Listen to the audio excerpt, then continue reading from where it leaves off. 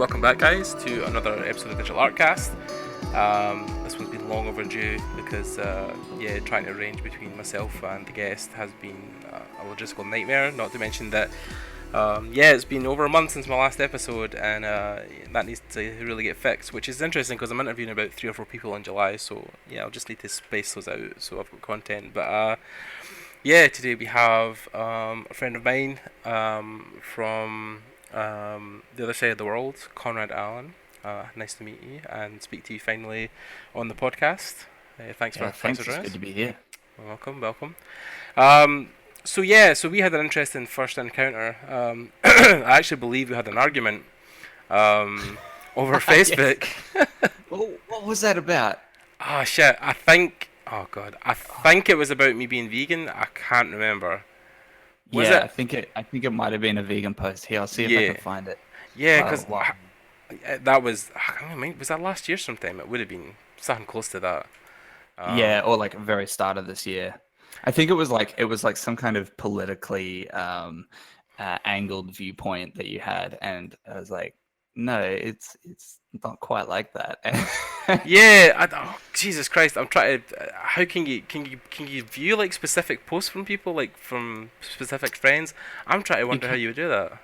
You can go to your profile page and you can go to the dots and go to like see friendship and your like cover photo on the right side. But Yeah, it's not showing me anything. It's just showing me one thing. yeah. I can never mind what it actually was about, but because it was on like another artist post, and then I was like, "What the fuck? Who is this guy? Who's this asshole?" So, That might be why it's not showing up. yeah, But yeah. that was I thought that was pretty good actually because I like I think the initial response when you see someone like, attacking you on the internet or Uh, like criticizing you is to be like, whoa, who is this flaming retard? yeah, But then like my at least my take from it was like I actually had some respect for who I was talking to on that, which was yeah.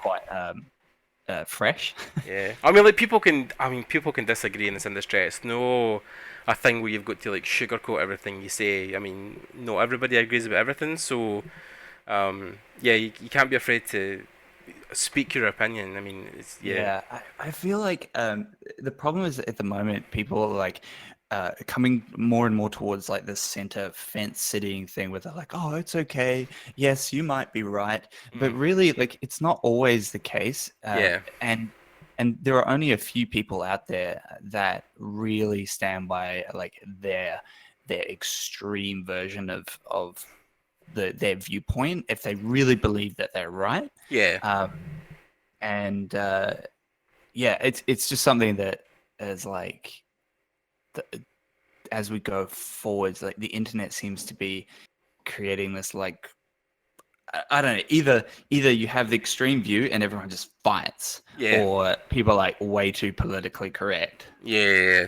No, it goes in extremes, right? Like we were just talking about the weather, but like it's the same thing where it's either one way or another. There's no in between. I mean, I'm listening to Joe Rogan occasionally, and sure, like I didn't agree with everything the guy says, but he did have a valid point of like he was talking about fence sitting and saying that you can in essence live your life taking things from both parties. Like it used to be a thing where, especially the voting system in America, it was like a two-party race where you would either be left or right, and he was saying Yeah. why not try and take advice from both sides and form your own opinion. You don't always have to be like everything Trump says is.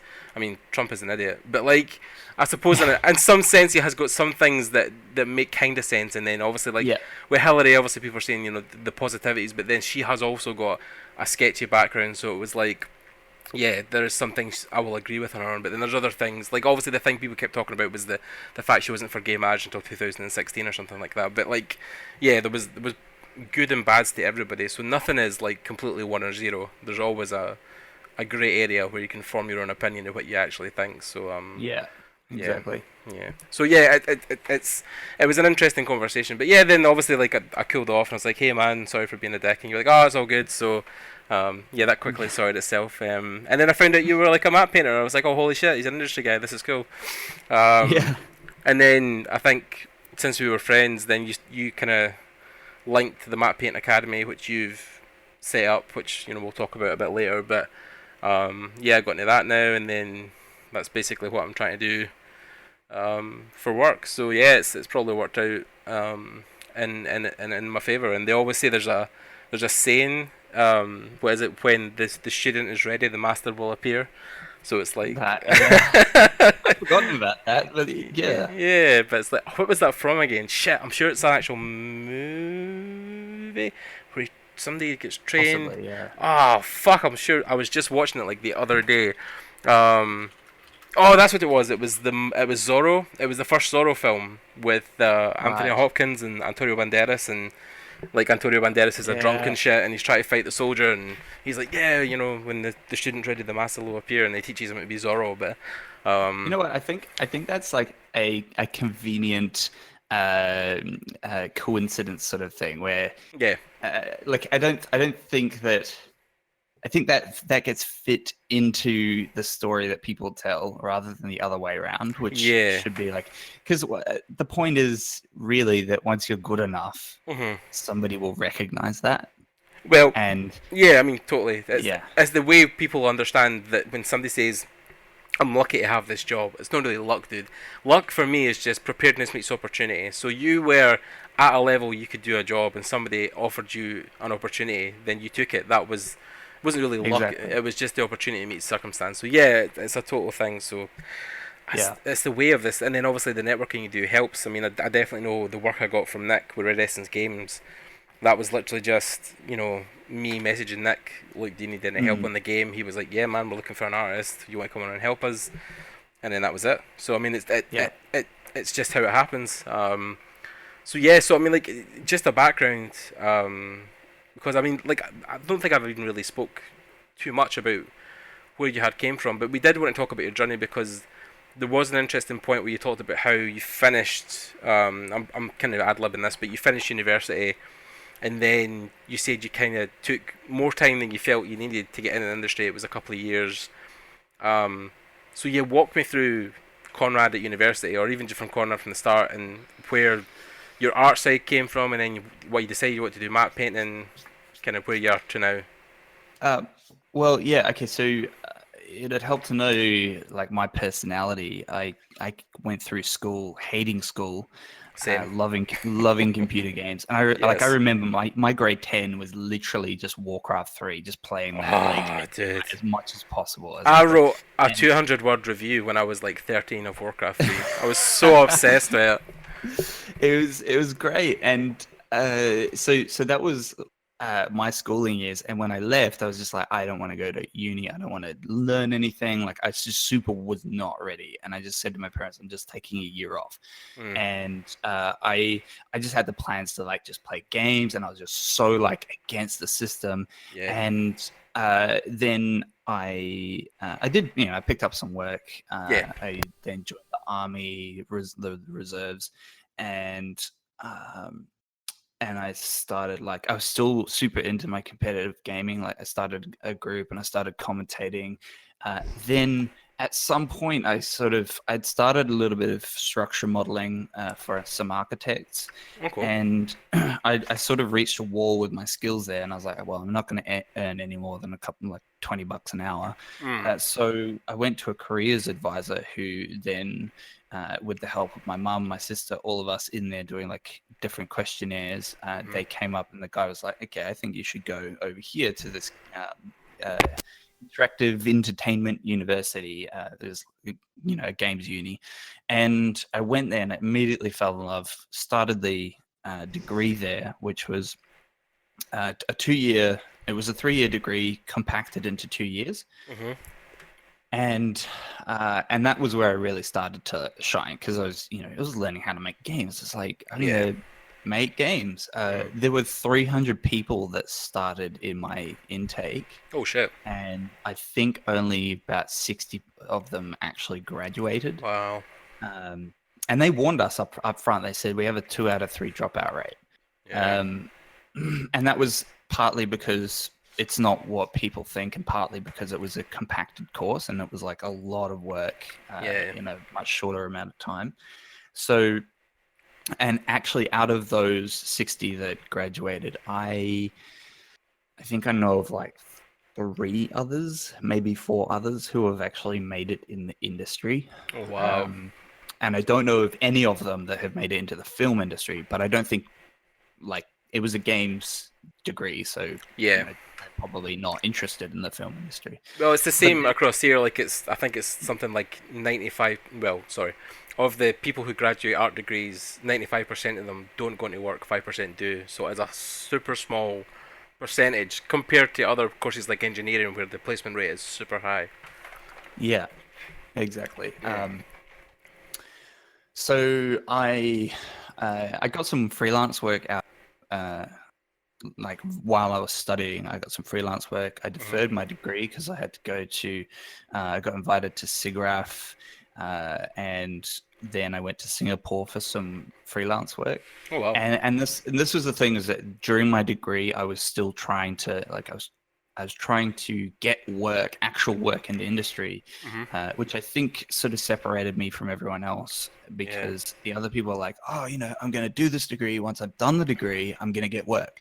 Mm. That's when the jobs come, is after I've got the degree, I've got the piece of paper, and everyone goes, okay, so who's got the ticket? Okay, come in here.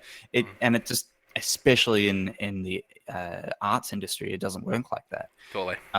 So I got that work, and then after that initial work, I was living with my parents, and I think part of that that fact that I was living with my parents, that meant that I could really sit back and just dick around. Yeah. And that was my downfall. If I'm not sure if I'd be here if I didn't have the support of my parents, because I would have had to have just found a different job, and it would have been really tough. You're speaking my fucking language right now, by the way. Like, Jesus Christ, I'm in the exact same boat as you. Like, it is unreal. Yeah. So that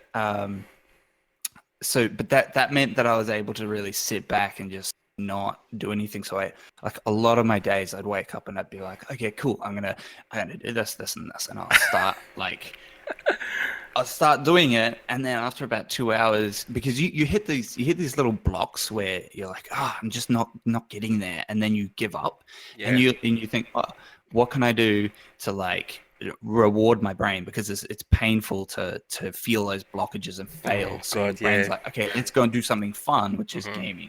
When you're a gamer. So that's what I would do, and then because time just disappears into that void of games, all of a sudden it's 6 p.m. That said, that's it. When I had a freelance job come in, because I was still like, I had my website, I had a little bit of networking, and look on job boards. I had like 5 or 6 that I would check every day, and email. And I would email 10 jobs and get one reply. And out of every one reply, out of every 10 replies, I might get one job. So that's like 100 to 1 hit rate. So that's tough. But when I did get the jobs, then it was a total flip. Like, I wake up and I'm like, okay, awesome, I want to work. I want to, like, the first job that I got doing these like architectural parks, where I got to like create this vegetation and use the height maps that they had for their landscaping model. And I created this, what the park might look like. And I remember naturally waking up at like 5:30 in the morning, because my brain was so excited and so wired to actually start working and check the renders that I had from the night before. And I'd gone to bed at like midnight or 1 o'clock in the morning, and I just got like 4 hours sleep, and I was just geared to go. Of course, that wears off over time, but I was still keen to get into it when I had jobs come in. The problem was that they were so far in between that void in between, I didn't use it to really upskill. And one of the biggest things was that like I can't draw, I can't paint, I can't do anything like that. Which is why I gravitated toward Vue, which is like TerraGen. They're like 3D environment softwares. And that was because I couldn't do the painting side, and I'd really try and push the 3D to like that 95th percentile, like like almost there, Mhm. and I would avoid Photoshop like the plague because, Right. and I internalized it like, oh, if you're photoshopping it, then you're cheating because you're not actually doing it the purest way. Yeah. Which is funny because right now I do most of my work in Photoshop, and Yeah. I feel almost the opposite, where I feel like, oh, you're doing 3D, and it's like, it's not the purest way. Nothing is cheating. Everything is a final result. Yes. So the point was that it took, so as a timeline, I finished, I got my first job and I left uni in 2010. I Mhm. got into the industry in the start of 2015. So that Oh was wow. Yeah. like 4.5 years later. And Mhm. inside that time, I I got a handful of jobs, a year. Mhm. Uh, and I almost became a travel consultant for Escape Travel, which is like a holiday flights, etc. Right. And I got so close, as in it was up to me and one other person out of like 100 people, Right. and because I've got a lot of travel experience, but they chose the other person because they had more recent sales experience. So Right. they're like, okay, we'd really love you to reapply, but maybe go and get some sales experience and come back in 6 months. And there was like a 6 month, like you had to wait 6 months. All right. Um, so in that 6 months, I went back to the drawing board, and then all of a sudden, like some opportunities and options came up. So Mhm. it was literally that close. Wow. And it was 12 months after I was at doing that interview for Escape Travel that I got into, like, that was when the path really started to get into the industry. And that was 2015. And the immediate actions that I took to trigger that series of events was I started doing a course that was not cheap uh, through Escape Studios, which is a UK online outfit. I think they've also got a studio in England, Mhm. and they teach all sorts of stuff. I took their like intro to nuke compositing sort of thing, Mhm. because I figured like nuke was an industry tool, Mhm. and it's very difficult to really get started with nuke because you need a lot of assets to really do anything.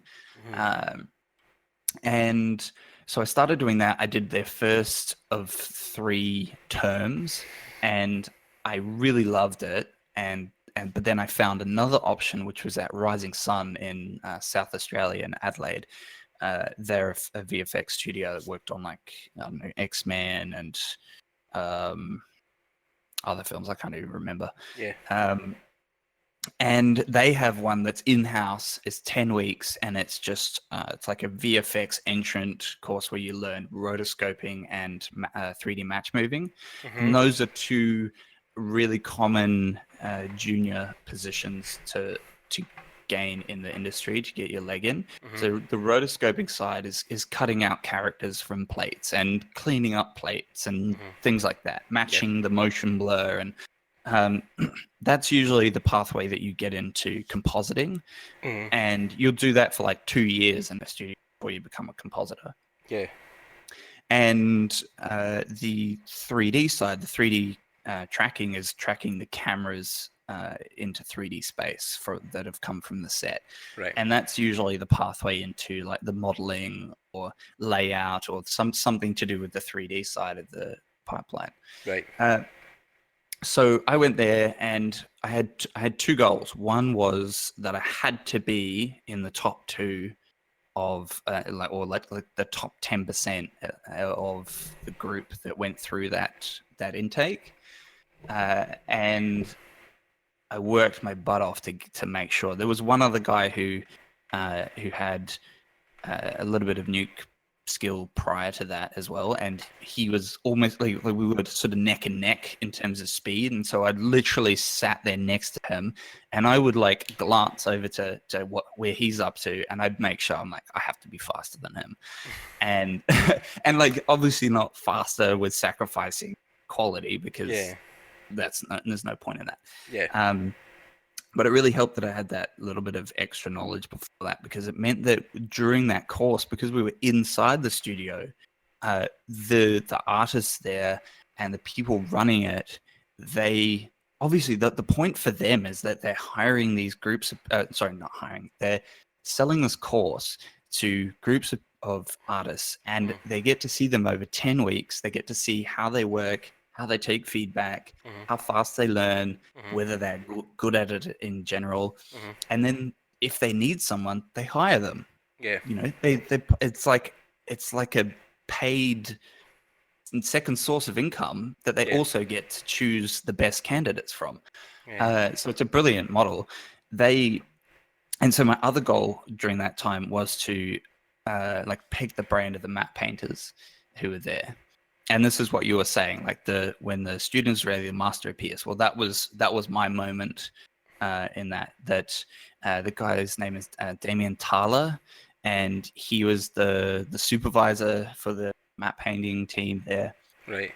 And it's a tricky balance. You need to befriend them, but also not bother them because they're super busy. Yeah. So you kind of need to ride this line of getting feedback, but also remaining likable to that from their point of view. Yeah. So luckily, I rode that line. They then hired me. They didn't hire me straight away. I was on my way back to Brisbane where I was living, and I was driving back up via Sydney and Melbourne and talking to other studios, and I had another offer at another studio, but it wasn't for an environments position. And so I called Rising Sun, and I'm like, "Oh, I've been offered a position," and they're like, "Oh, congratulations!" And they called me back like an hour later, and they're like, "Have you taken the job yet?" And I was like, "No." And they're like, "Can you come back to Adelaide?" And I literally just driven like 10 hours to Melbourne from Adelaide. And they're like, "Oh, can you come back to Adelaide for an environment position for 9 weeks?" And of course I was going to say yes. Yeah.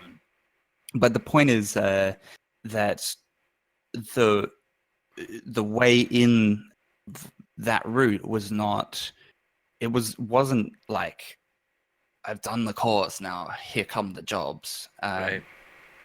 And it is still difficult. And I guess because my base skill set is not very artistic. I work with a bunch of map painters at the moment who are all amazing painters, and I'm here like fucking stick figures with, my hand fist. I feel like a caveman next to them.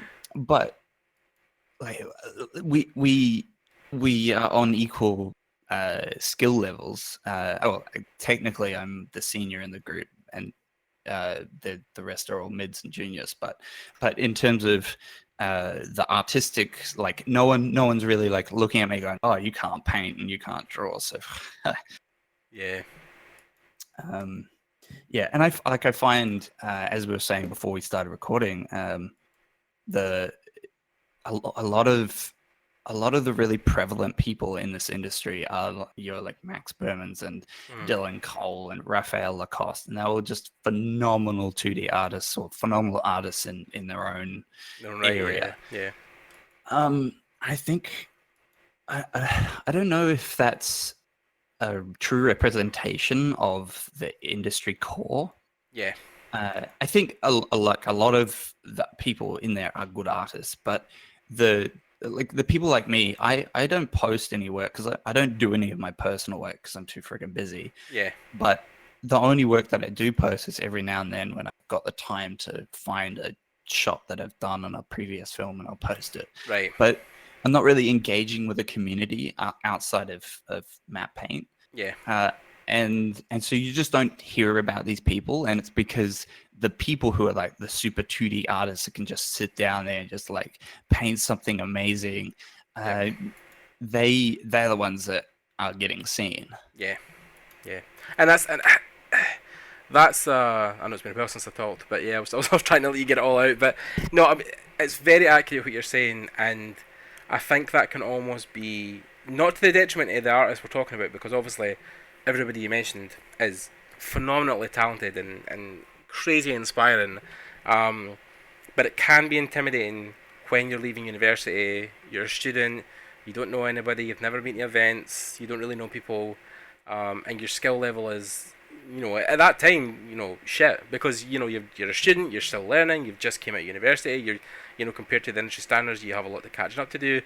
And when you look at people like Max or even like Dylan Cole, I mean, fuck me. I mean, I actually didn't know about Dylan Cole till Ian told me about him, Mm, and holy shit, like, I mean, if anybody doesn't know who Dylan Cole is, go and look up his artwork online. He's a map painter, but oh my god, like, how and why? I would love to see his process, but yeah, that can be super intimidating. Like, even for me, somebody who has been, in and out of industry events, knows people, has run the podcast, has done a bit of artwork. Yeah, it's scary because you're like, where do I begin? And I think, this was a couple of years ago at Industry Workshop 2016.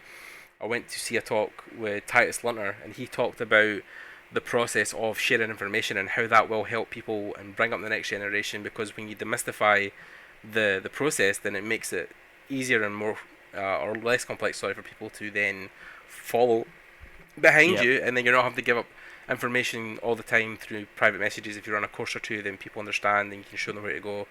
Um, but yeah, and especially for me, like, I mean, I try as much as I can to be drawn every other day, and looking at some paint tutorials and trying to figure out how to do certain things. But um, yeah, I've just never really painted or drawn as much as I felt I should have, and yeah, it's interesting when you meet people in this industry who hand you a sketchbook and you're like, oh my god, like, how is this person functioning? They must be drawing every minute of every day, and it's interesting because I think, I have met people who, I'll probably not name names because I don't know if that's like a thing they'd want to know, but like, I have met people who are working in an industry, one of them for a massive studio at the moment, and he was like, yeah man, I'm lucky if I work 4 hours a day, like, I know I should be working more, but like, I feel I get enough done in the time I'm sitting at my desk that I don't have to be killing myself. Um, Yeah. and I think it's always the thing he talked about, which was work smart, not hard, right? So, people can work an 8 hour day, but how much of that is actually productive? I mean, Oh, yeah. I'm a potato until about 10:30 in the morning, and I'll like everyone in my team knows it, and Yeah. so I don't even bother doing anything that's artistic until then, Right. and then I'm only good until about 4:30 in the afternoon. Right. So there is like a five hour window there, but outside those hours, I'll focus on different things. Like I might try and do technical stuff in the morning if Right. I've got something. Like quite often there's not, so you've got to be adaptable. Right. Uh, but and then say in that period when you're feeling really inspired, you try and just explore as many ideas as you can and not focus on all the little nitty gritty details, because Mm. those sorts of things like fixing up your little black values or your little alpha edges, Mm. those things you can do with your headphones on, watching a movie on a second screen, just like for hours. You can just tweak these things and clean stuff up. It's like it's meditative work. But Right. the artistic stuff, when you're starting to flow, Hmm. that's when you just got to like jump on it. And I totally agree with the whole work smart not hard, but unfortunately if you're looking at a full-time job in the industry, Mm. you're going to be there from 9 till 6. Like Yeah. industry doesn't do 9 till 5, they do 9 till 6, and you get an unpaid lunch hour.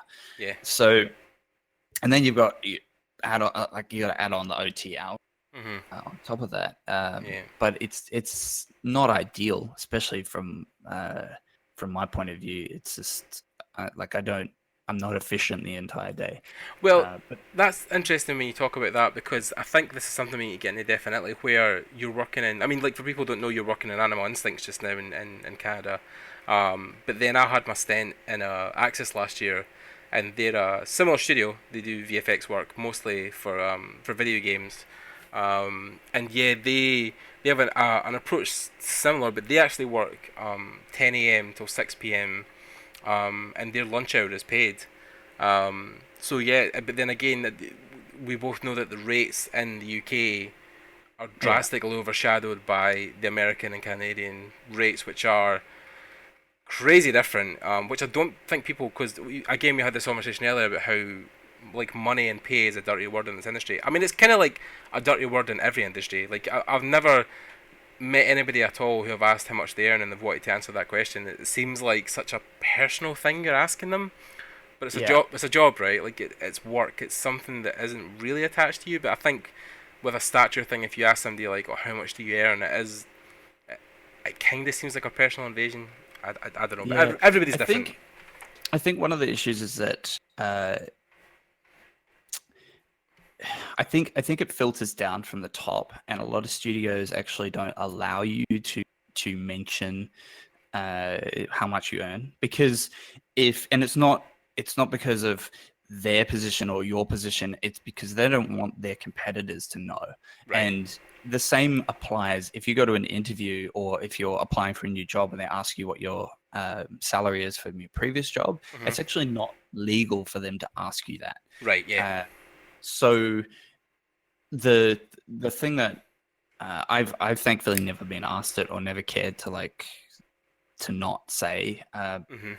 But if I did, I'd say sorry. Like my last employer restricts me from saying anything about that, Right. from letting you know, and like then it's just a non-issue. But I Mm. guess maybe you're not allowed to actually state it publicly how much you earn. Mm. I've not really thought about that until now, Yeah. because I'm happy talking about it, Yeah. but I agree. A lot of people don't, and especially when you work with somebody and they don't, which I totally disagree with. There's a company that the CEO did a TED talk on. It's actually, if you want to search it up, it's called "Buy Back Your Wednesdays for 10% of your salary." Or if you Google that, it's uh, let me search it and you'll see it, because it was an amazing talk. Uh, Okay. Right. I see it. Yeah. I don't think that's it. It's this older guy, but Yeah. I've got the TED Talk here just now. yeah, Cool. How to run a um, company with almost no rules. that's the one. Right. That's Okay. one. So in that he talks about how in their company all salaries are transparent. There's a whole list of like database of everyone's salary, Hmm. and when new people come on board, they're not asked, how much do they want, and this is what we're going to offer. There isn't a bargaining there. They figure out what are you. Where are your skills and what level are you at, and Hmm. here's the team that you're working with, and where do you fit in within that. Right. Okay. And people like generally will fit in to where they feel socially comfortable with. The guy next to them is slightly better than them, the guy Right. next to them on the other side is slightly worse, and so they're like sitting in between their salaries. Right.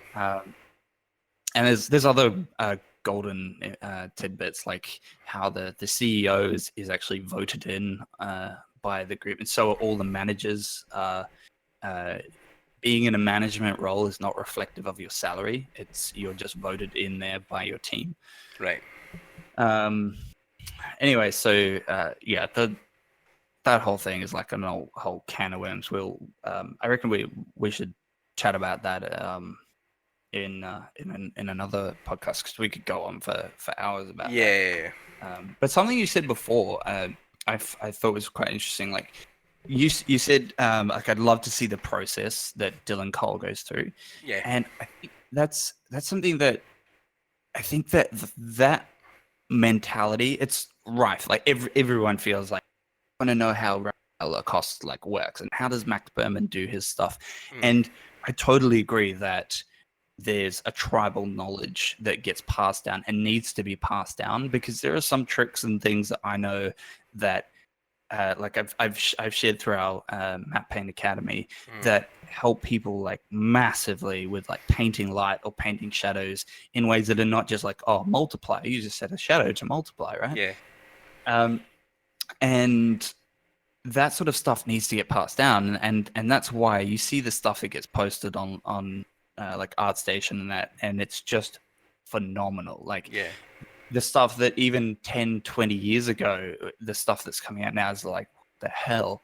Yeah. And these guys are like young, right? Oh yeah. So what the hell's going on? And Mhm. it's because like they're learning so much quicker, especially with things like YouTube now, Mhm. and online learning. So you can really accelerate. But there's a problem with like a lot of people who struggle, who aren't naturally, uh, you know, gifted with the drawing and the ideas. Like everyone starts at the same point when we're Yeah. born. It's just a matter of how do you develop to the point of being about 6 or 7 Mhm. that shuts down, in some people, shuts down that creative side of their brain. Yeah. And and opening that back out is really difficult.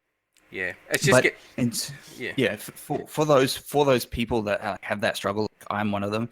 I sink into this whole idea of like if I watch somebody else do it, then he's gonna give me all the little tools, tricks, and ideas that I can do to be just as good as him really quickly. Yeah. And you fall into this trap of like repetitious tutorial watching, Yeah. and it doesn't get you anywhere.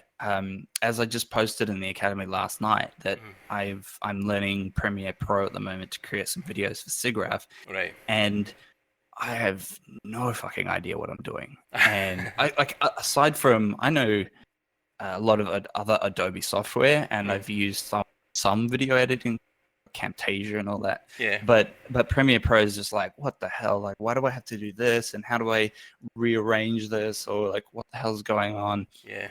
And I watched an intro tutorial. It helped because it helped me just with a couple of initial blocks. But I think uh, the only way to really understand it is to just struggle through it, and to really struggle with doing it yourself. Yeah. And then when you reach something that you literally cannot do, then you look specifically for that online. Yeah. Yeah. And that's where working in the industry is incredible. Mhm. When I got my first job in 2015, I'd still basically used Photoshop for like exposure and color adjustments, and that's about it. Mhm. I'd never really done any photo bashing or anything like that. And then within like 2 months, Mhm. I was doing like full 360 map paintings in Photoshop. Sure, they weren't very good, and they Yeah. had to be like reworked by the team Mhm. in conjunction with me. But it was a massive amount of work as well. So I'd learned so much in that time just sitting next to Damien and feeding off him and asking him questions every now and then. Yeah. Um, and so that's the sort of like tribal knowledge. You just catch up so fast. Yeah. And I mean, I feel like that's an interesting take as well because for me, like yourself, I feel it is because not a lot of people know this, but with learning, depending on how you're raised, how you interact with the world, how you work through school, how you interact with other people, everybody learns differently, right? So, like for me, I feel like I'm more what they call a kinesthetic learner. So it's like a learn by Yep. doing situation. Like somebody, you want to learn how to hit a nail into a bit of wood. So somebody would physically hold the nail, hit it with a hammer. You would watch them, then you would repeat what they do. So I've found that for me, it is a good way of learning. But it's hard to be like that in this industry because a lot of people who are maybe higher up or people who are industry leaders are people who are very self-motivated, self-learning people who can pick up a Mm. tutorial, watch it, right, okay, I know what I'm doing now, replicate it and then pass it out, where I think there's an element of people who need that person sitting next to them and then walking you through, you're doing that wrong. If you click this menu, you'll find that quicker. If you hit Control T, that's a quicker shortcut. Okay, cool. But yes, it's super rare because everybody in this industry moves a million miles a second. Yeah. Nobody wants to stand still. Nobody's got time to teach. I mean, even Steve Corman. I mean, he posted the other week that I think somebody had approached him basically to teach him like map painting start to finish, like like Yeah, be yeah. their I've personal heard. instructor. And I can sympathize with the guy, like because even someone like me who I have zero fucking skill compared to Steve, but I have been approached by people and been asked, like people who are below me, so like entry level students, people at university, or people just starting out, and they will ask me similar questions. And I remember I posted something on Facebook. It was that meme, and it was the two birds talking, and it was like, yeah, man, I'm looking to learn art. Where do I get started? And then one of the birds is like, yeah, what you really need to do is, and he starts to say like fundamentals, and the other one's the crow's like, oh yeah, man, that's cool. I don't really want to learn that shit. If you just tell me what brush you use, Yeah. and it Tell me how to constantly, paint. yeah, It's like how to art. how to art, and like yeah, that is what people. We had this conversation at IMAG in Paris, and a couple of the guys were talking about how you look, like you were saying, you open ArtStation and there's so much phenomenal work on the front page, but then one of the guys, Sick Brush, shout out to Christian, he was talking about how yeah, the art is cool, but the design aspect of things is going down, where people are neglecting the fundamentals of like proportion, perspective, Yeah. strong line artwork, strong design skills to make things just look pretty. And that's the trade off now. Like you get a lot of people who will make things in ArtStation look super pretty, but like functional, function over form, it's not there, and it's not a functional piece to be put into a game or a movie, because then like when you break stuff down for games, it's orthographics, it's 3/4 turns, it's stuff that you can use the model.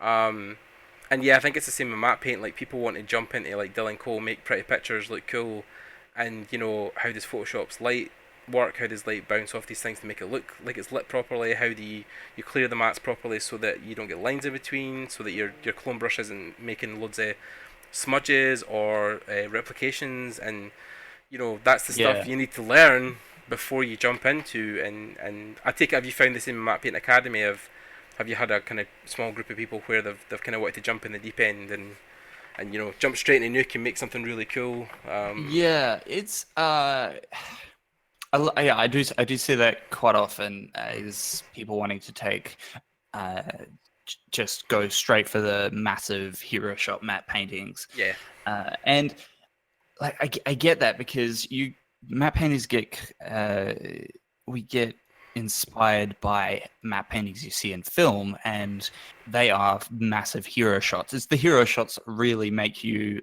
go wow, yeah, when there's some crazy like unreal, completely out of this world environment, but it looks photorealistic. yeah, That's what really inspired me, and yeah, what inspires a lot of matte painters. So when you get started, that's your goal, and it's literally like imagine starting golf, but the only reason you started golf was because you were inspired about all the people hitting holes in one. yeah, That is the epitome of starting matte painting, yeah, because you're going to start with macaroni art, and yeah, you're going to slowly progress over years and years and years. And it's not like the work that I do, I don't find it very photorealistic for the most part. And I feel like when I see somebody else who's like Damien, who's been working for 22 years in the industry, and I just see something he does in like 4 hours that would take me 5 days and wouldn't even be near and he uses a mouse. Jesus Christ. His hell. dexterity with the mouse is just phenomenal. Jesus wept. So it's you're shooting for the stars straight out with matte painting. So I get the desire to dive into the deep end and create something amazing. Yeah. The problem is, just like going on ArtStation and seeing all the amazing work, you get uninspired and totally demotivated by the failures that you create.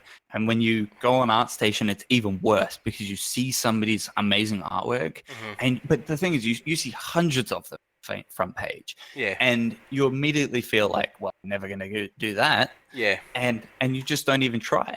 And as somebody who came into this industry from a gaming, like entertainment fanatic point of view, Yeah.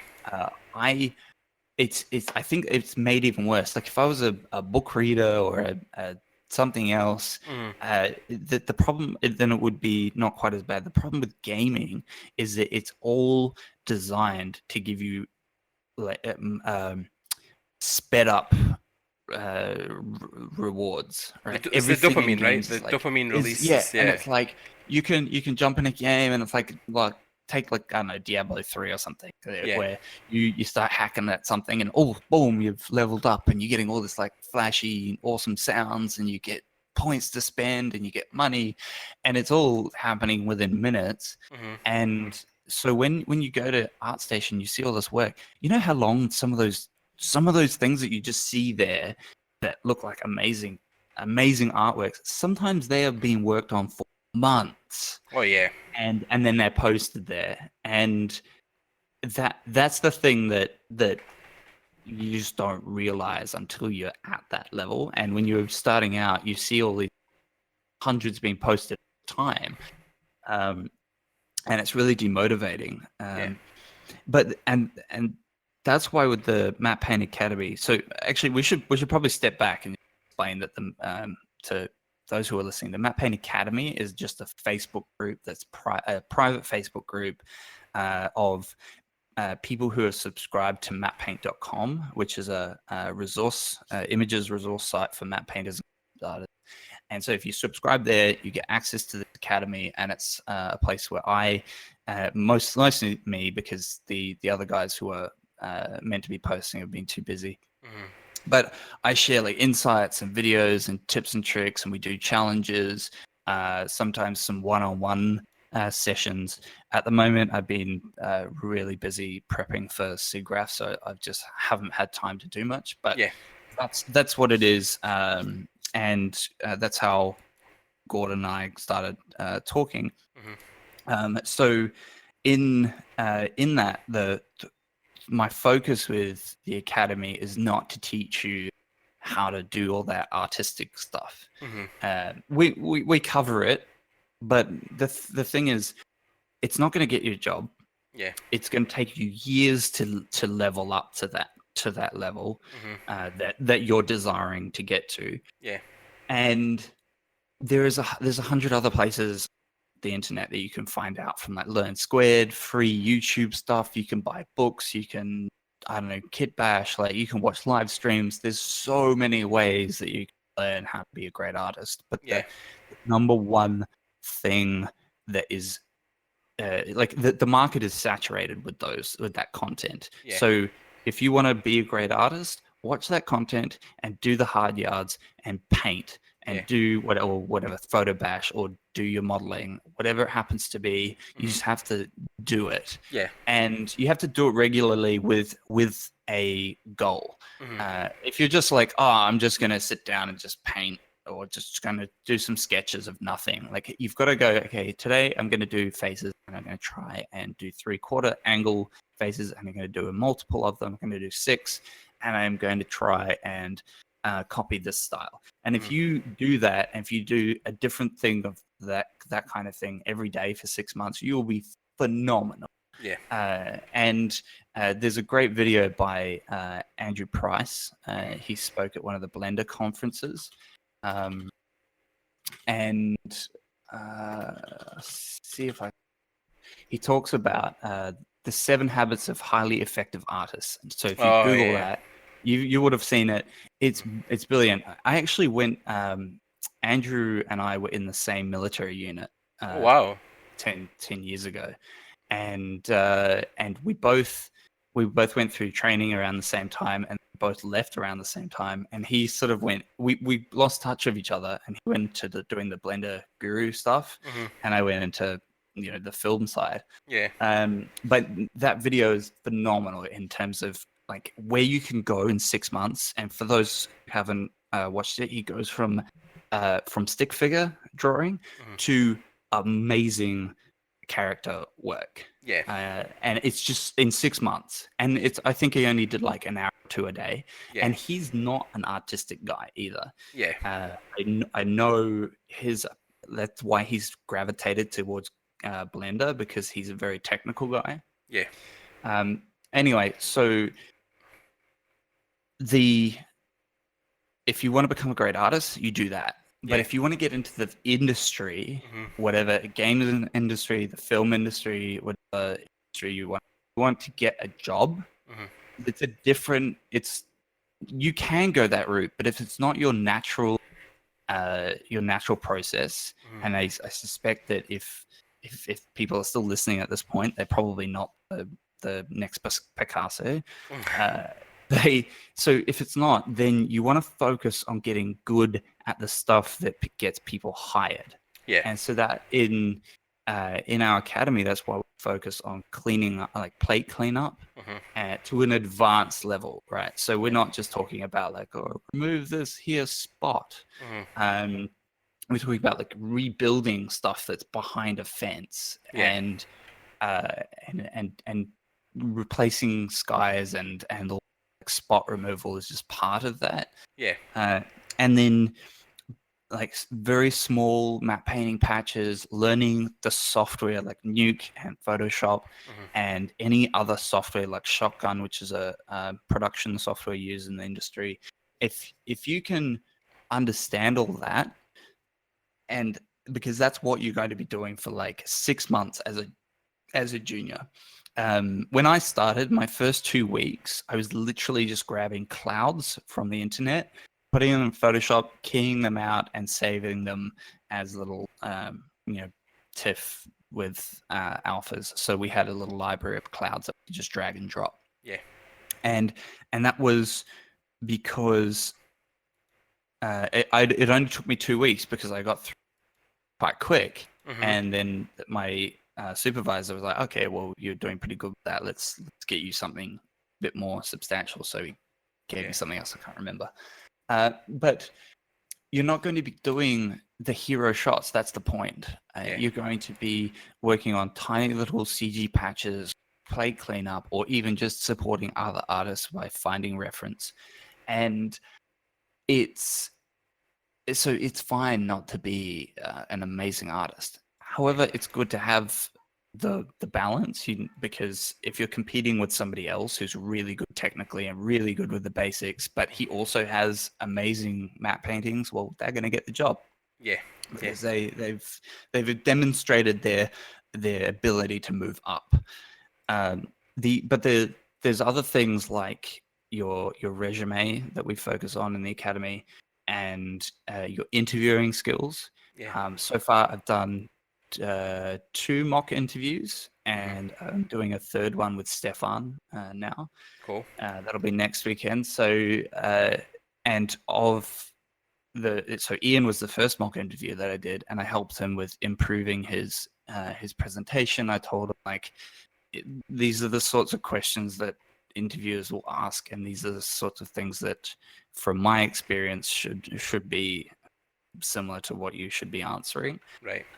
And because the thing is, if you get to the interview stage, the chances are you're in the top bucket of people, and they're looking for somebody that they can work with and that they like. So this is a core problem with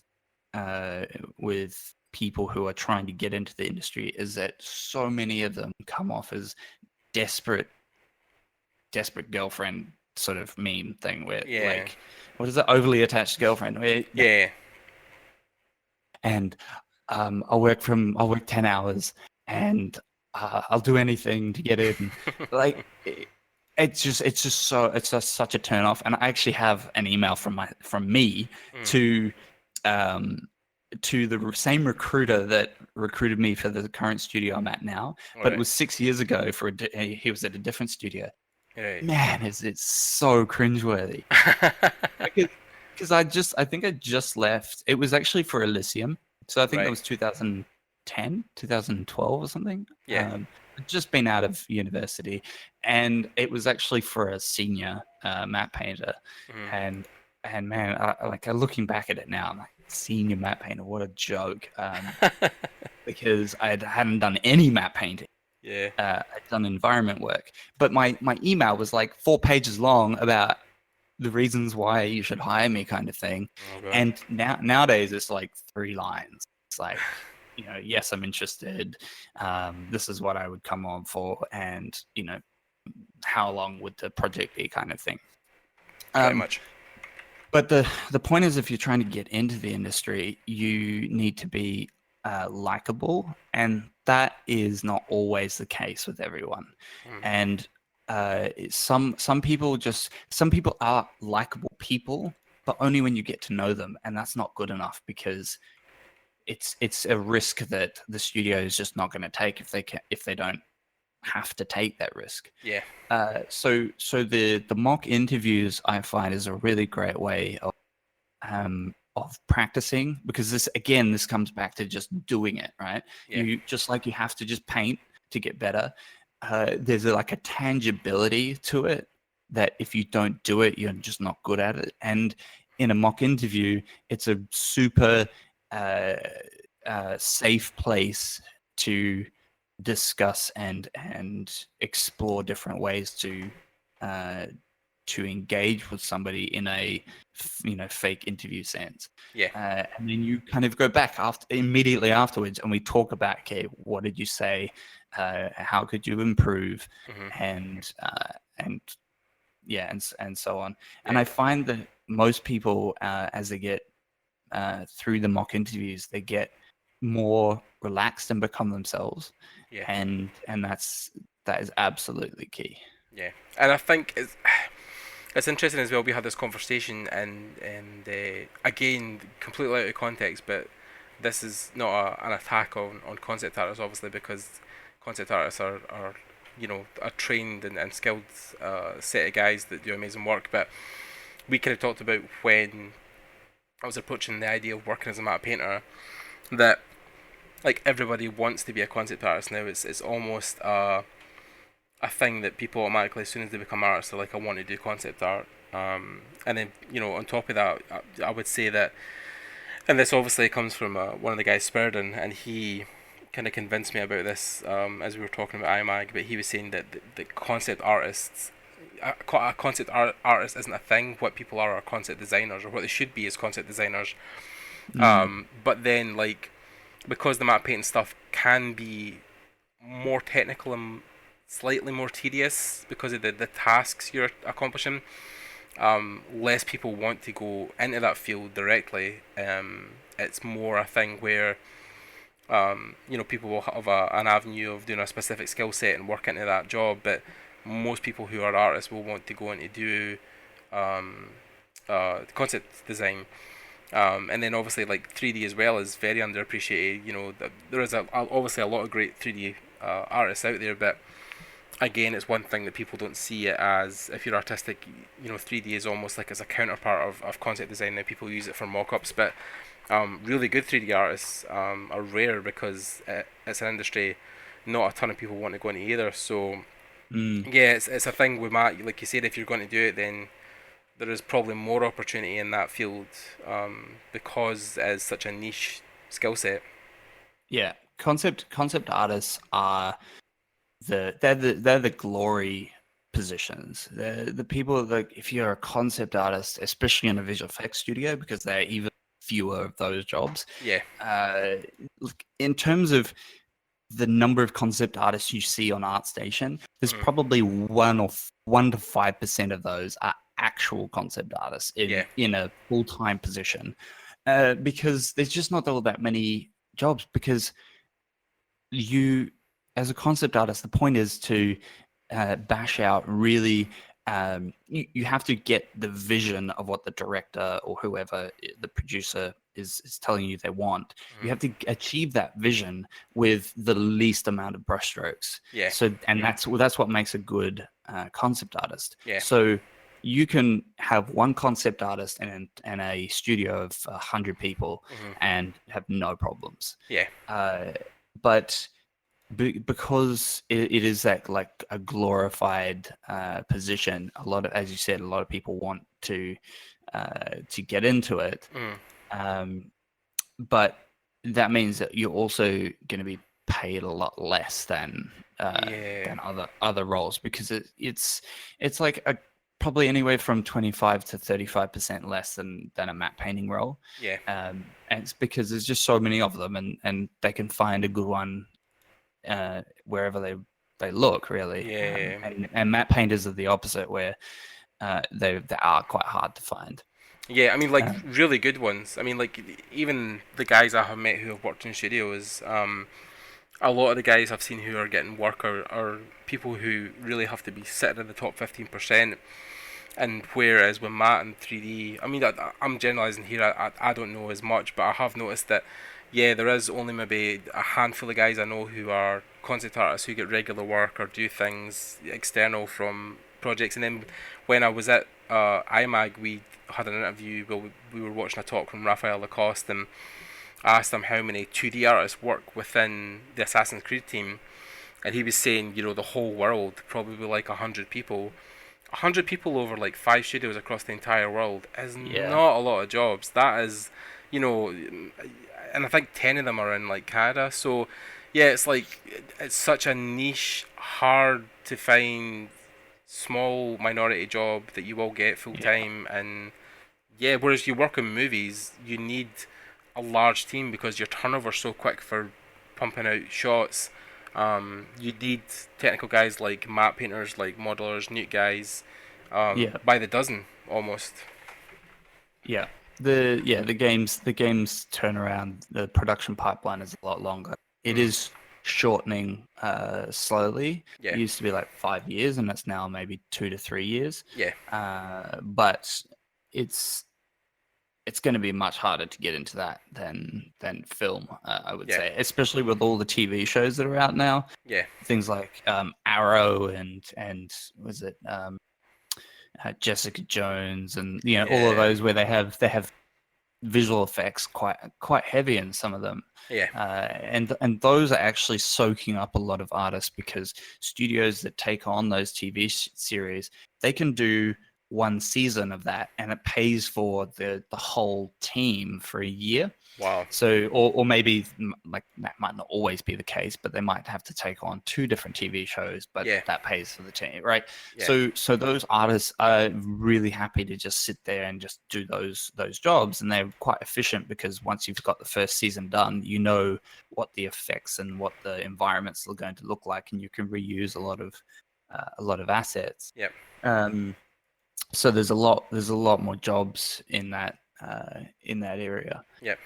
Yeah, and which is good, I suppose, for an influx of people who want to work in film. That there is an opportunity to, it's like it's not an impossible dream. Where I feel like concept is like you said, it's moving towards the idea of you have to be so talented before you even get an interview. Like for people who would get an interview at Access or an interview at um say Ubisoft, for example. I mean, like even when I spoke to, again going back to Raphael, when we had the talk and he was taking questions, one of the questions I asked him, which was this, which led to talking about how many people he had.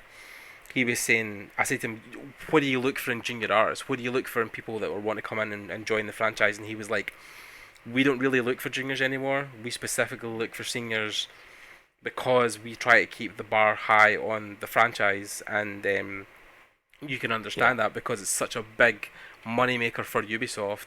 They only want the best. It's the same way Access, when they have a short turnaround for a project, they actively seek out mostly senior positions because they need to have people come in, like Steve. He was recently at Access, and he will come in and pump out a couple of mats or scenes really quickly for the project he's working on, and move on to the next studio. But that's because the turnovers are short for, like, trailers mostly are done in 6 months, just 6 to 8 months, and then you can't afford to have a junior on a project like that because unless they're exceptionally talented, it's yeah, almost like yeah. costing you money to teach them to take time out to correct their work. So um, yeah, Yeah, it's and some studios and visual effects work that way as well. But and then there's sort of two approaches where you hire just a small group of seniors, or you go like the NPC route where they hire just a couple of seniors and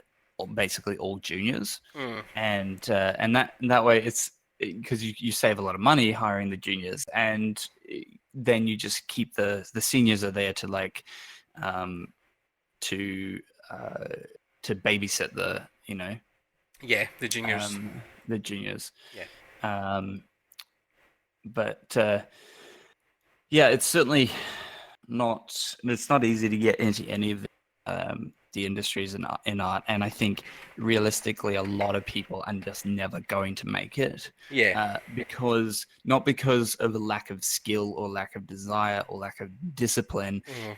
There just simply is not enough jobs for the number of people that want to work in it. Yeah.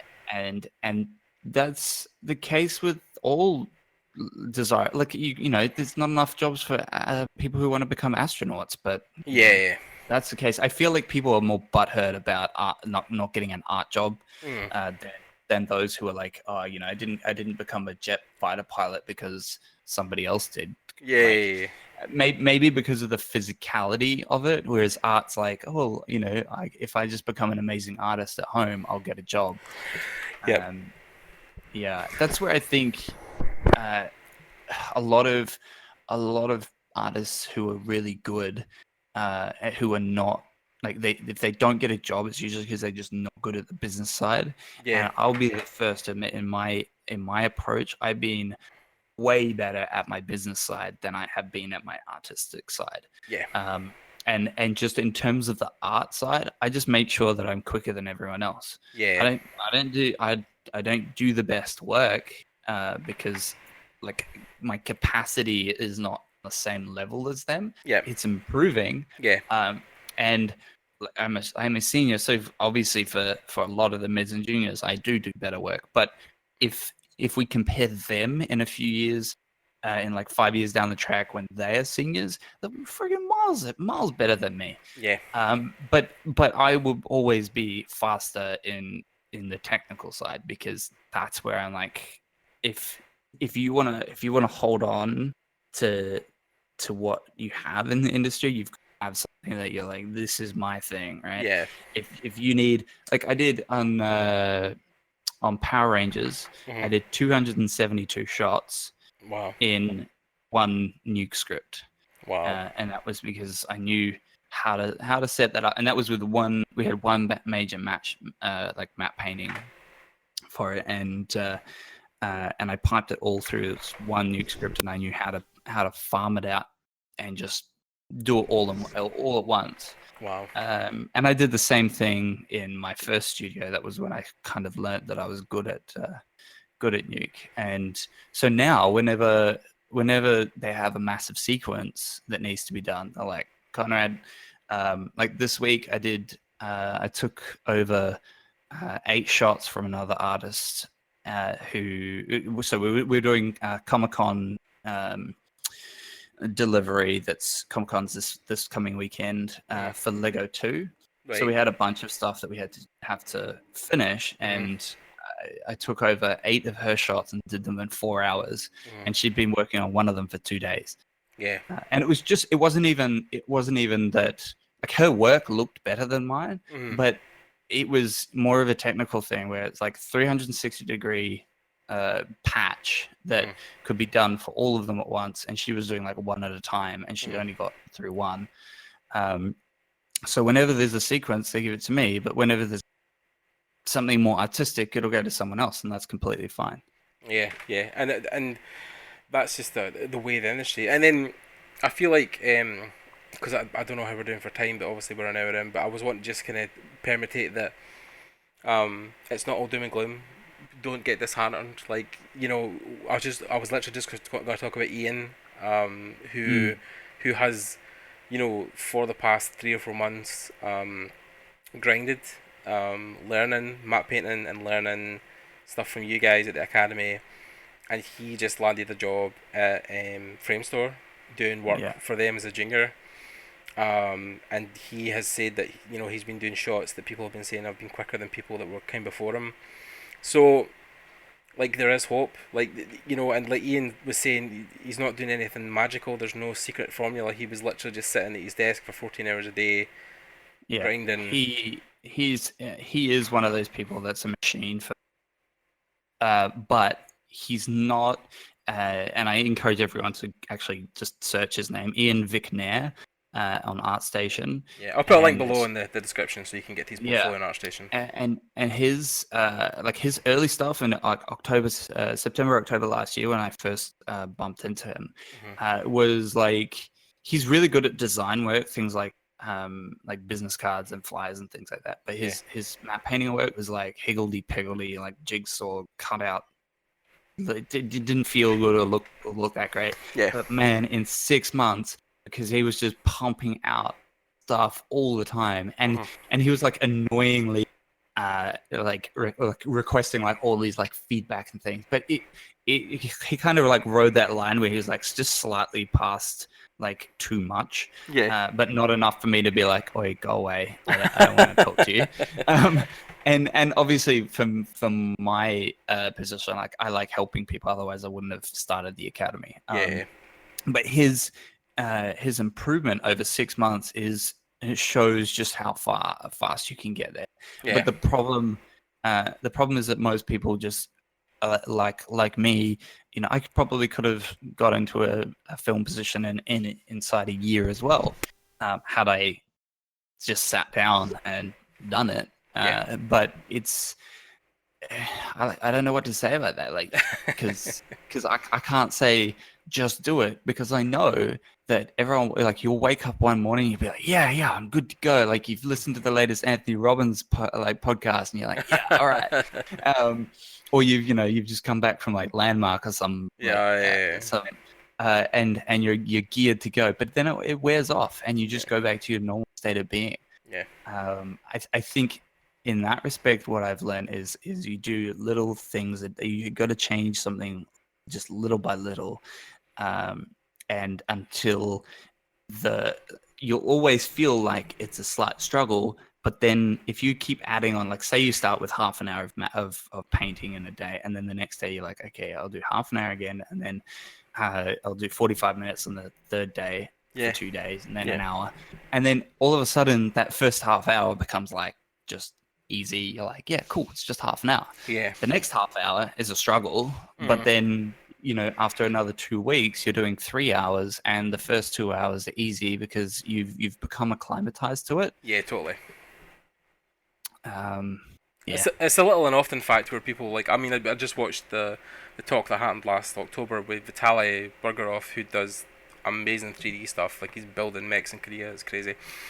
But he done a whole 10-minute segment. I'll try maybe even link the talk down below, where he was at No Man's School of Art, and they were asking him, what about people you meet who are like, oh yeah, if you just motivated this guy, he would be such a good worker, but yeah, he lacks motivation. And Vitaly was like, motivation isn't what keeps you going, it's what sometimes gets you through harder times. But this industry, like everything, is a job, and you will have good days and bad days. There will be days, obviously, you don't want to get up and do stuff. There'll be days when you do, and the thing is, on those days you still have to get up and try and do something, because you're tricking your brain into thinking that you're working and that you're still being productive. Because if you go a day without working, then it turns into 2 days, which turns into 4, turns into a week, turns into a month. And you have to keep a consistency in your life, because then that's what breeds the work habit. It's like when people go back to school after years, like if they go back to university or college later in life, they find it a lot harder than the younger kids. Sure, that's not because kids learn things faster or people who are older can't learn things. It's because kids that came straight out of school, high school usually, where they're learning things every single day because they're in school, they're forced to go there 9 to 5. So for an adult who hasn't really kicked in his brain to learning mode in years, it is so much harder, because you're not used to studying, you're not used to putting your brain into that mode. And that's what he was saying, you need to be doing things every single day, and that will eventually breed a learning habit that will help you learn. So yeah, I think one approach you could take is doing the sort of like 9 till 3 or 10 till 4 or something like that. Don't make it like a 9-hour day. But if you just treat that as like if you have two different machines, that's even better. Or if you have a place to go that has no distractions on it. Of other things. So if you have that, where you've got a place and there's no like computer games, there's no movies, or maybe there is, because you can watch a movie and work. But there's no like distractions for you. Then you just go there from 10 till 4 every day for 5 days a week. And you treat it like your job. And you don't sign into Facebook, and you don't have anything to stimulate you that's a distraction, Yep. except for maybe your phone, because your phone is a tangible distraction where like that you're on something else, whereas you can scroll through Facebook for like an hour and not really like realize it. Or same with like YouTube and that. So if you did that for like a month, and you just tried to find one thing every day that you were like improving on, and then look back at that month, and see if you're happy with the progress you made. Yep. I think the thing is that's gonna have like a reinforcing effect on your motivation. You'll see how far you went in a month, and you'll be like, whoa, that was shit, Yeah. and this is awesome. And then after another month, you'll be like, "Well, no, that was shit, and this is awesome." And all of a sudden, you're up in the trending areas of ArtStation, got a job. Woo, I've done that once. I haven't done it. No, but that's the thing is like as well as that I feel that needs to be said as well when you talk about making these decisions and studying day to day. Be very specific about what you learn, because I have fell into the trap very early on when I got into the industry. Well, I mean, like, I only really decided I wanted to do this properly 3 years ago. And for 3 years, I was learning so many different things. Like, I was learning 3D, I was learning 2D, I was learning concept art, I was learning substance painter. I was you just, because there's so much, right? You tend to just learn something new every day. But then, like, when I was talking to a guy who's now kind of mentoring me, like, he was saying the best way to approach every task is to be super specific about what you learn. So, like, if you're going to learn matte painting and Photoshop, say it's even just like starting with just Photoshop, like, learn the in and outs of that program to death and just get good at that one thing before you move on to something else. Because if you learn Photoshop on the Monday, then you jump into Nuke on Tuesday, you're like coming back to Photoshop maybe Wednesday, Thursday, you're like, oh, fuck, what did I learn again? Like, it totally goes at your memory. So yeah, like, try and be specific in what you're wanting to accomplish. Like Conrad was saying, like, doing faces, like 3/4 turns. Like, if you're going to learn drawing faces, then do faces for like a week. Like, make sure you're nailing that into your head as much as you can, because repetition breeds familiarity. And it's the same with Photoshop. You know, if you want to learn how to do matte, just focus on the Photoshop toolset for as long as you can before you move on. Yeah, it's just directed learning. Yeah. And I think that Andrew Price video is the 7 Habits it really encapsulates how effective that can be when you take that approach, and in a real world that you don't get very often. So I definitely encourage anyone who's like struggling to really get going to do that. And then just you know how people just as the last thing, because we should probably wrap this up, I guess. But you know how some people are like, oh, print up something on the wall and like have your motivational. Just have one thing that you print and you put up, and it can change as you go. But the key to it is that you don't just put a sticky note on your monitor that's sitting there. You actually have to look at it and acknowledge it every day. Because if you don't, it becomes part of the furniture, and you ignore it. You forget that it's even there. So if you have something like 7 Habits or whatever you write down, like, just you might write like, today I'm going to today do some directed learning or something like that. And you just read that and you think, okay, what am I actually going to do about this, like, these words? That can really help to keep you on track, because otherwise you just slip straight back into the old ways. And I think it was one of the best ones I ever saw was just a poster that says, like, when you look up at it, it's like, get the fuck back to work. You're like, okay, that's fair enough. I understand what you're saying there. So that's one of the best things. But it is, a lot of this sounds simple, but me and Conrad both understand that it can be super hard to find proper motivation, proper things where you're like, I want to get up and do things a day. So just take it a day at a time, and don't beat yourself up if you're looking at other artists and you're thinking that you're not as good or not as far as they can be, because they've put in the time already. You're never going to be catching up with somebody fast enough. And Vitaly also said a good thing, where people, if you if you emulate somebody that closely, by the time you get to their skill set, you'll probably find that maybe the industry doesn't actually need that skill set, and you've worked towards that guy's, skill set for no real reward. You've become a carbon copy, sure, but that, his style or his approach or his software usage isn't needed anymore. You need to become Yeah. a better version of yourself, not of another person. So Yeah. yeah, like Dylan Cole's a good guy I admire, but don't like try to set out to be Dylan, because Yeah, Dylan's Dylan. exactly. Yeah.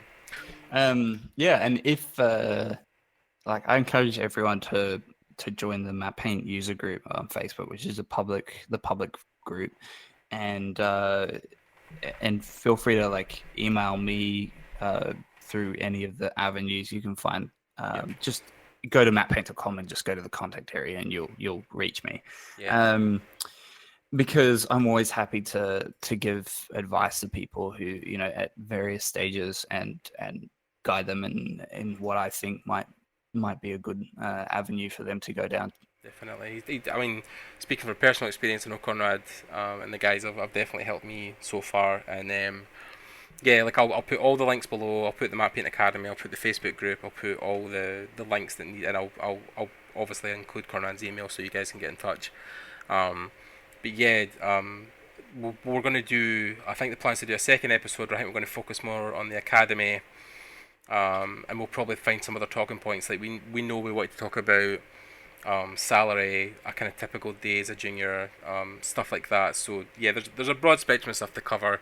Conrad will be back on again. And if anyone has any questions or suggestions, we can answer them and cover the suggestion. Yeah. Like that would be a really good way. Like, we can actually answer stuff that you guys want to know the answers to. Yeah, and Ian, for God's sake, don't post a comment asking a question. we know you've got them. Just fucking message us on Facebook. No, seriously, man. Like we did some, but Ian's a cool good dude. He's a super hard worker, and he totally deserves his opportunity. He's really worked fucking hard for it. So yeah, he's an example. Actually, that's why I've actually got him mentoring me at the moment, because yeah, Ian's an inspirational guy. He's been helping me a lot. So yeah, cool. So done. Just need to thank Conrad for coming on and giving up your time. I know you're a busy guy. No problems. And yeah, like I said, leave some comments if you guys want to ask him a question, or it doesn't have to maybe even be Matt specific, maybe just about the film industry in general. I'm sure you'll be able to find out an answer. If you can't, you'll ask somebody who knows. And yeah, sure, we'll get him back on. We'll do a kind of part 2. We might even do a little series on the Matte Paint Academy, and maybe when you've got some releases coming up or something you want to promote, we can get involved here and push it out to the audience. Nearly 1,000 subscribers, so close. I think we're at 965 or something like that. Nice. So, oh god, man, like it's taken me like a year and a half, but like yeah, I'm hoping we hit 1,000 soon, because I've been told from then it starts to like kind of like roll down the hill, like it naturally expand. Yeah, so yeah. So that's really interesting. It's taken you a year and a half to get from nothing to 1,000 subscribers. And that is encapsulating exactly the sort of approach you need to take for the artist side. It's going to happen overnight, and the best podcast presenters and the YouTube celebrities and all that, they do. It takes them like 3 years to get to like 50,000 subscribers, and then all of a sudden it's like poof, they're like at 300, and like obviously you've still got to have good content, but so 1,000 subscribers is awesome. Yeah, man. And like it's the same when people talk about like getting opportunities to work with Red Essence Games and stuff like that. Like it literally is just me being a stubborn dick and like not giving up. You stay on the path long enough, something will happen. Like I mean, it might take you 2 years, it might take you 3, but yeah, I know people who just got their first Magic the Gathering gig, like painting for them, but they've been like, I've known them for like 6-7 years, and yeah, they were like painting daily for years before like Magic even looked their way. So I mean, it does take a while. So I think that's the whole thing of this encapsulates. It's not just matte painting, but the whole industry is that these skill sets take years to develop. And it can be. I think that's what throws me a lot of times as well, because I'm in my 30s, where like a lot of kids like you see are younger and they're doing it quicker. So I feel like I've got to catch up, but yeah, it does take a while. And if you looked at some of my paintings for like, or even just paintings from a couple of years ago, yeah, I definitely see night and day.